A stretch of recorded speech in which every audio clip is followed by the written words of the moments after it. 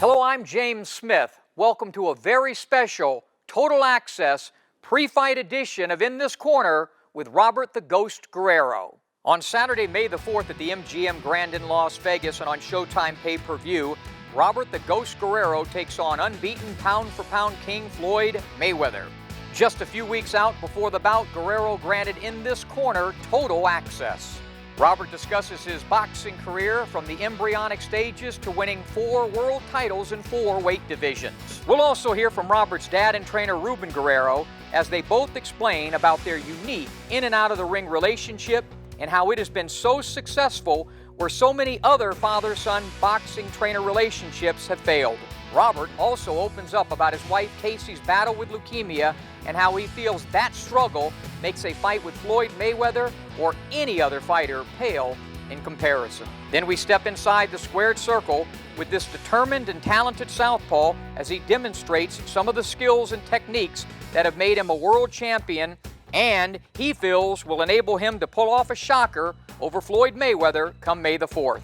That's all coming up on this Total Access pre-fight edition, Robert Guerrero on In This Corner.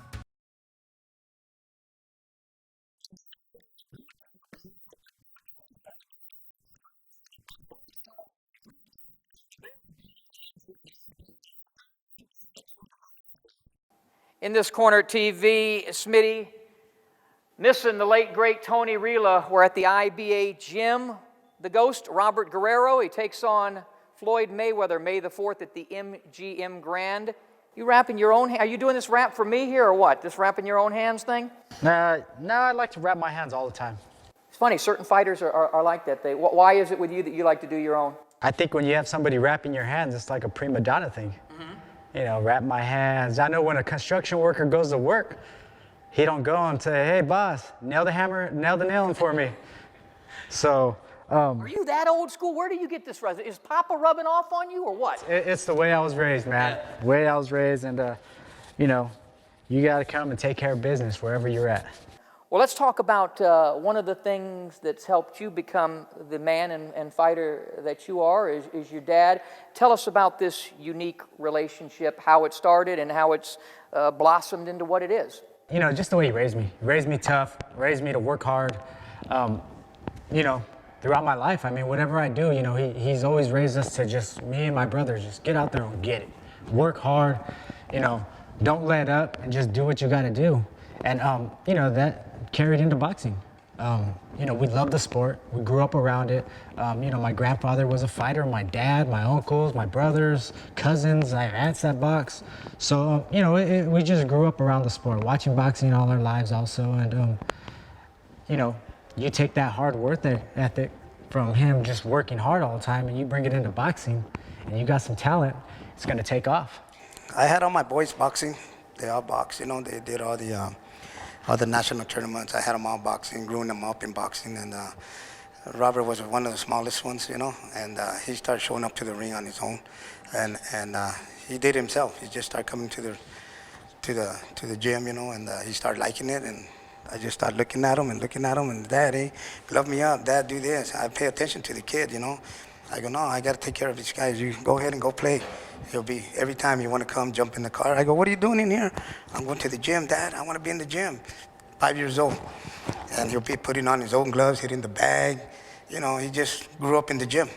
What did you see in him that sort of stood out and made you think, wow, you know, we might have something here? I seen a lot of potential on Robert when he was little. You know, I seen it on his own. So I go, man, this kid's a natural fighter. So you know what, I'm going to start working with him a little bit. So I start working with him, and the bad thing about it, he was the odd one, softball. I was used to working with righties all the time. Did you ever try to convert him? I tried a couple of times, but it didn't work, and I guess he didn't like it. He goes, no, I like it like this, Dad, all the time. I hit harder with my left, you know. I go, all right, well, we'll go with that. So we just kept on going, you know, kept training him, you know, little lefty, and I got used to training a lefty. And it wasn't easy, but, you know, that's how we came up, and, you know, me and him working hard. Tell us about his amateur career and your work with him during that. Robert had a great amateur career, you know, and every time we go out, once we start competing the big nationals, you know, Robert was always ready, always training hard, and always ready to go. And his dad was ready to go. We want to go to nationals. Let's go to the POW. Let's go over here, blue and gold. Let's go. He won mostly every tournament. Every time we went, our boxing gym was real small, and he would be the only one to qualify, for the nationals, competition. And all these other big cities, Fresno, all these other places, San Francisco, Oakland, they all had a lot of kids, to compete. And I only had one every time. And I'd be coming in, they'd be like, hey, why are you coming all the way so far for one guy? You should have bring at least 5 or 6, it's a lot of money, I go, all I need is one guy. And they look, oh, okay. So me and him, we'll be ready. Robert will take the whole tournament. And then these guys will come in with 10, 12 guys. And at the end of the road, they'll be going home. And we'll be right there in the championships. And then those coaches will look at me like, I'll be damned. You are right. All you need is one guy. And they just look at me. One guy happens to be your son. Robert. The one thing with my father is he treats me with a lot of respect. And the way he raised me to be a man. And that's how he treats me, like a man. You get a lot of father-son relationships, and the father's always treating their son like if it's his son still. There's a time where you got to let go and know your son's a man now, and he got to make his decisions. And, that's what he done. He let me go. Hey, you're a man now. You make your decisions.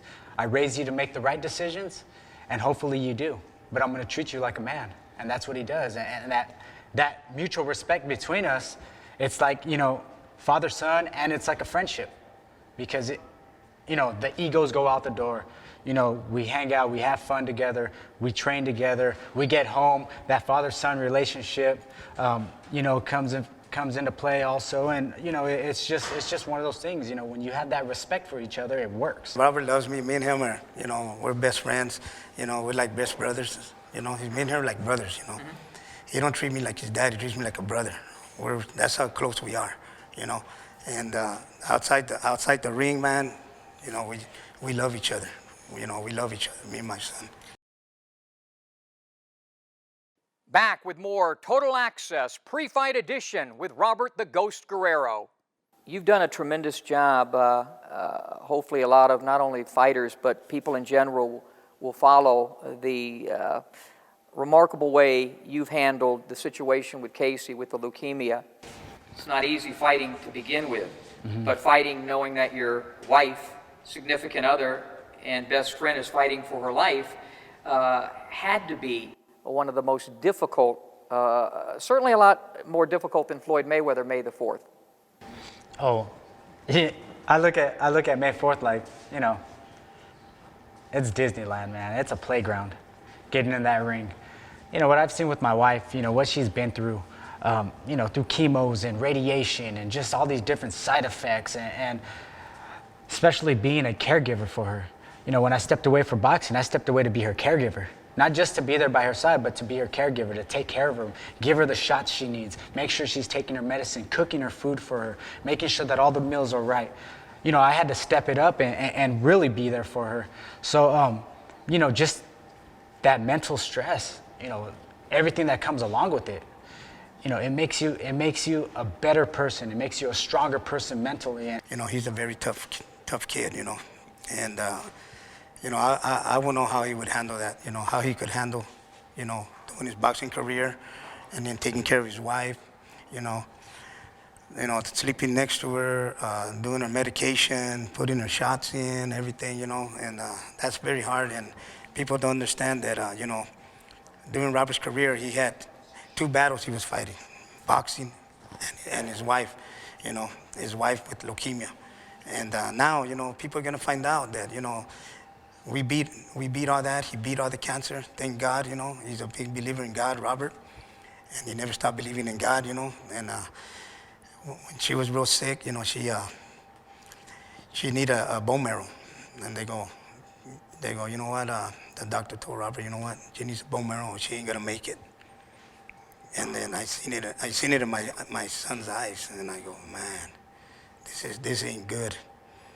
And my son, me and my son, we were walking, we were talking, and I go, son, don't worry, everything's gonna be okay. He goes, you know what? It is, Dad. Because you know what? I got my Jesus Christ on my side, and everything's gonna be good. And I believe in Jesus that she's gonna be good. I go, you know what, son? You're right. And you know what? 2, 3 weeks later, boom, a bone marrow popped up for her. That was like a miracle. Could you have done that without your personal faith and belief in God? No way, no way. You know, that's what got my wife through the day. That's what got myself through the day. That's what got the family through the day, is having that faith in God. Knowing that, hey, you know what? You pray to the Lord Jesus Christ, it's gonna come out okay. And you know, that's the way I do everything. People don't understand how tough Robert's road was, because, you know, she was very sick, and he was fighting like that.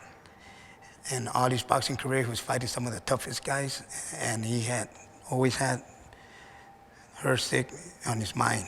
You know, like when you got something in the back of your mind and you're fighting, you're not concentrating right. It's like a job. If you got something going on over here, you're not concentrating on your job.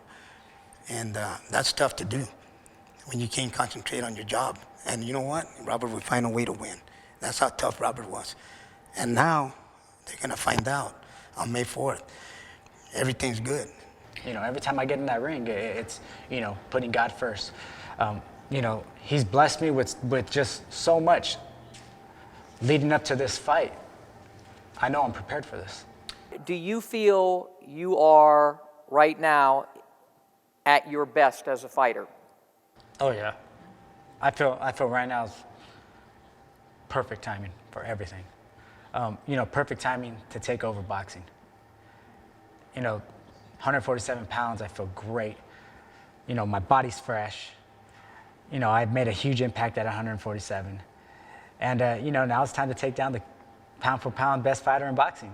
You know, I think it's perfect timing. You know, like I said, you know, I've been blessed with great challenges to get me to this position, to have me ready.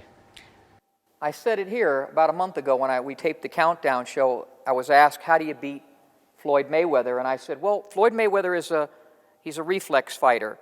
And how do you beat him? You have to make him feel uncomfortable. And how do you make him feel uncomfortable? You got to apply pressure. And I said, but it can't be typical pressure. It has to be something unorthodox. You can't look for the sweet spot, because you're probably not going to hit him here or here or here or here or here. You got to hit him perhaps on the elbows, perhaps in the back. You got to make him uncomfortable. And I say you got to think, not that you're not a very good fighter, because you are, but I think you have to think about, look at a blueprint of a Gene Fulmer, a Jake LaMotta, a Carmen Basilio. How did they beat Ray Robinson? Did they sit on the outside and try to play chess? No. They went in there and made him feel uncomfortable, and all three of those guys do have victories over Ray Robinson. Now that you've heard that dialogue from me, your response, and what's going to happen May the 4th. You got to fight an extremely intelligent fight. Grassroots effort. Just like you explained. It's a grassroots effort, and you got to break it down. You got to pick at it. You got to pick at it. It's like I said, like construction workers. You're going to go dig a trench. You're not going to dig it with one whack. You got to pick at it and pick at it and pick at it and pick at it and pick at it, and by the time you know it, you got the whole trench dug out. Well, we want to wish you the best of luck and continued success. No matter what happens on May the 4th, you're already a winner with what you've done, and we look forward to Saturday, May the 4th. Hey, thank you, and you guys are going to be surprised and happy May 4th. You see Robert Guerrero come in and lay out that blueprint.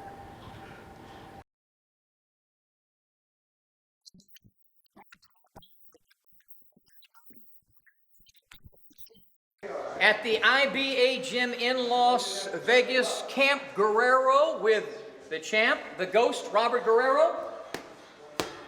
Let's talk a little bit about what you do best inside the squared circle that has made you a champion from $126 to $147, and you're hoping to claim the pound for pound title on May the 4th. What do you do best inside here? Do it all. Outside, inside, turn, whatever you want me to do. It all depends on how your style is. You got to be able to make those adjustments and be able to build a game plan around a specific fighter.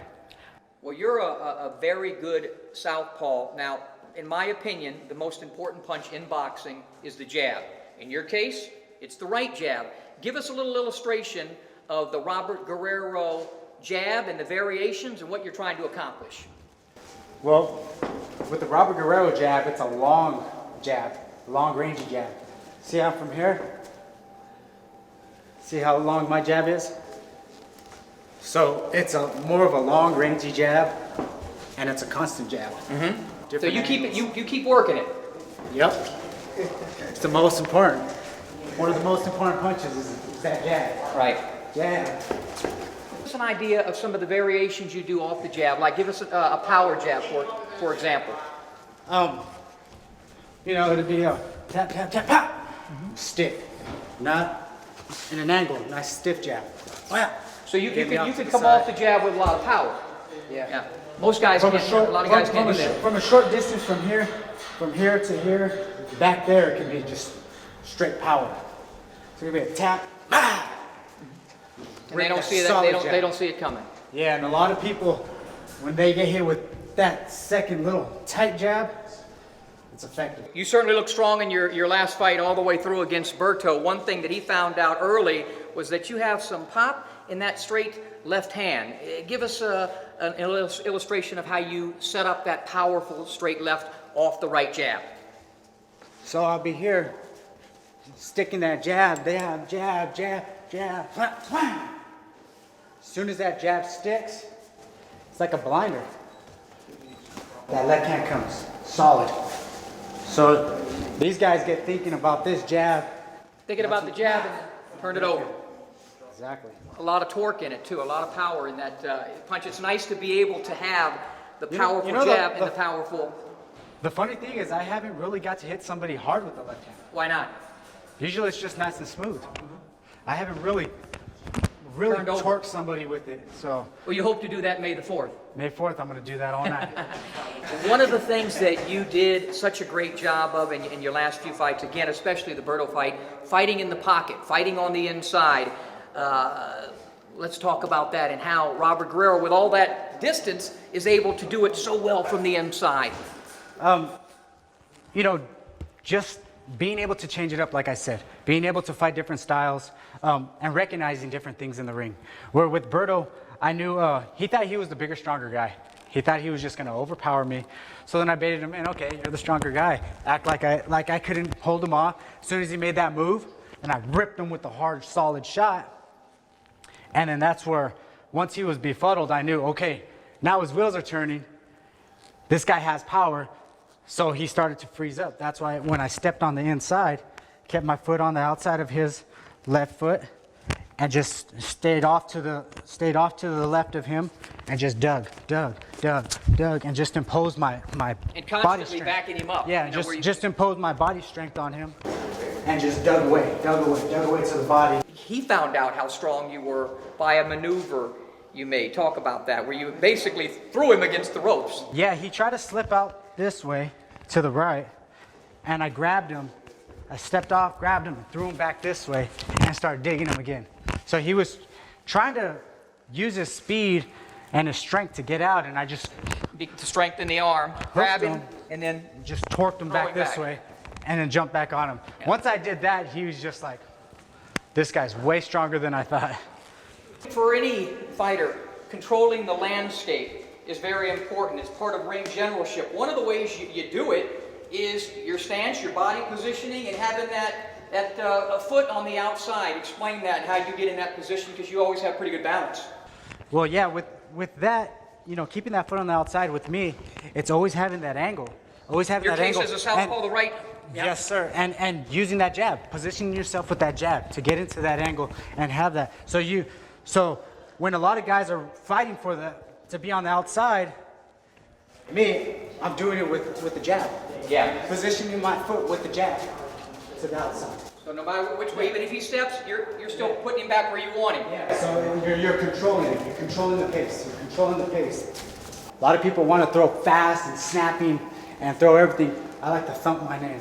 Thump, thump, thump, thump, thump, thump, thump. And a lot of the power, it's funny in that, a lot of the power in that comes from the shoulders. And you were talking about, you know, the stuff that you do to loosen up those shoulders. Really, the great fighters, it seems like their shoulders are a lot looser than other athletes. Yeah, I mean, a lot of fighters throw a lot of fast arm punches. Right. I like to thump mine in. Right. Old school style. Old school. Old school throwback fighter style. Thump, thump, Yeah. thump, thump, thump. Pop. Look into that camera, tell your fans what's going to happen on May the 4th. May 4th, you're gonna see the can opener. Open that can up and then crush it. One little thing. Robert Guerrero has already captured world titles at featherweight, super featherweight, lightweight, and welterweight. But on Saturday, May the 4th, he attempts to shock the boxing world and upset unbeaten pound-for-pound king Floyd Mayweather before a sold-out MGM Grand in Las Vegas. Can he do it? Don't miss Mayweather versus Guerrero, Saturday, May the 4th on Showtime pay-per-view. We want to thank the Ghost, Robert Guerrero, for joining us on this special Total Access pre-fight edition of In This Corner.